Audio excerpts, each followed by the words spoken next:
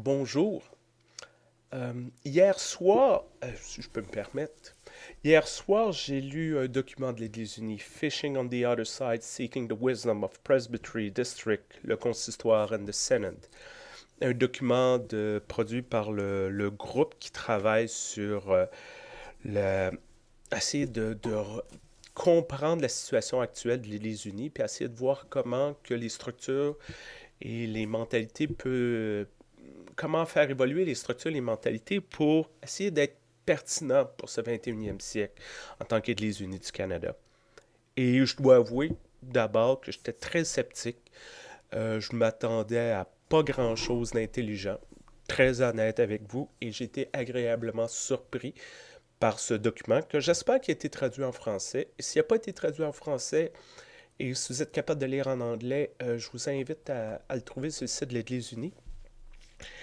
Et, et essayer de penser à des nouvelles structures. Et le document, ce que j'ai bien aimé, met vraiment au centre de sa réflexion le but premier de conserver l'institution de l'Église unie, c'est d'être un lieu de foi, un lieu qu'on puisse vivre notre foi, ou qu'on puisse célébrer la présence de Dieu. Et à quelque part, en lisant ça, ça m'a fait penser à dimanche prochain.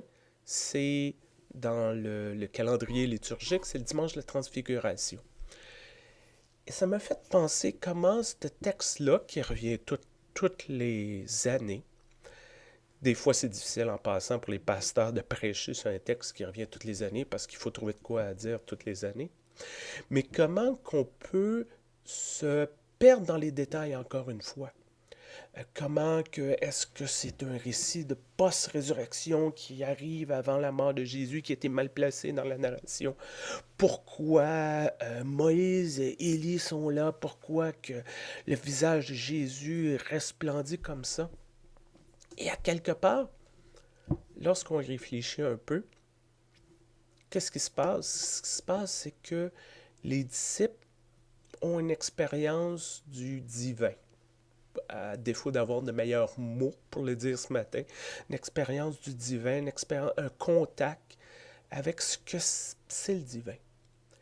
Et c'est pas si bizarre que ça pour nous parce que peut-être, bon, je suis pas mal sûr que la majorité d'entre nous a jamais eu une expérience comme ça, mais peut-être qu'on a eu des expériences où ce qu'on a vu, je sais pas, un enfant jouer puis rire de plein cœur.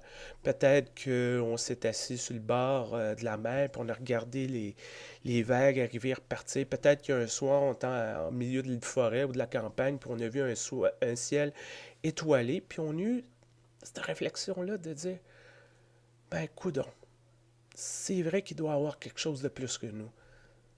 Puis c'est vrai ça doit être vrai qu'il y a un Dieu à quelque part. Là. Je peux pas croire. Là. Cette beauté-là, c'est juste comme ça. Et à quelque part, c'est ça un peu l'expérience des disciples, c'est de dire oui, il y a toutes ces le Jésus, tout ça, mais l'expérience, là, c'est regardez, c'est ça le point, là, c'est ça le but. Là.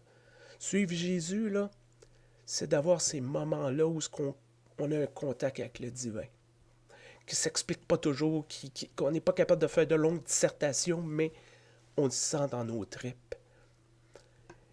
Et lorsque je regarde ce document-là de l'Église unie, ça me fait penser aussi que oui, on a nos structures, oui, on a nos bâtiments, les comités de ci, les comités de ça, puis les budgets, puis tout ça, mais au bout de la ligne, là, c'est quoi qui est central?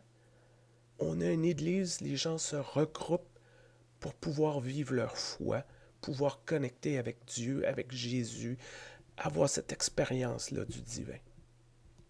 Et c'est ça que je vous souhaite cette semaine, d'avoir ces moments-là, des fois totalement, presque exclusivement non planifiés. Ces moments-là qui nous surprennent, qu'on s'attend totalement pas, puis qu'on dit waouh, waouh, il y a de quoi de spécial qui vient juste de se passer. Là. De les reconnaître, de les vivre pleinement, puis de les chérir. Puis de se rappeler que c'est ça le but. C'est ça le but notre travail ensemble. C'est ça le but de notre quête en tant que chrétien.